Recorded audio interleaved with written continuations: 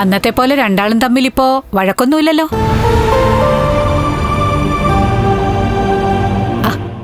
ഇയാളില്ലെന്നാ പറഞ്ഞേ? അങ്ങനെയൊന്നുമില്ല ഡോക്ടറെ. എന്തായാലും ടെസ്റ്റ് റിസൾട്ട് ഒക്കെ പോസിറ്റീവാ. അധികം വൈകാതെ നിങ്ങൾ ആഗ്രഹിച്ചതുപോലെ തന്നെ കാര്യങ്ങളൊക്കെ നടക്കും.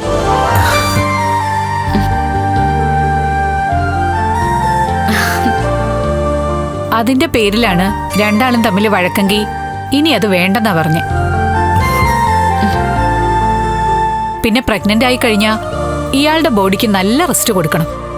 ബോഡിക്ക് മാത്രമല്ല, മനസ്സിനും. ഞാനിവളെ ടോർച്ചർ ചെയ്യുന്ന ഒരു ഹസ്ബൻഡ് അല്ല ഡോക്ടറെ. എങ്കിലും ഞാൻ പറയാനുള്ളത് പറയണല്ലോ. ആദ്യത്തെ കുഞ്ഞിനെ നഷ്ടപ്പെട്ടത് ട്രീറ്റ്മെന്റ് ചെയ്യുന്ന എന്റെയോ ഇയാളുടെയോ കുഴപ്പം കൊണ്ടല്ല. അതിന് വഴിവെച്ചത് ഇയാളുടെ പേരൻസ് തന്നെയാ.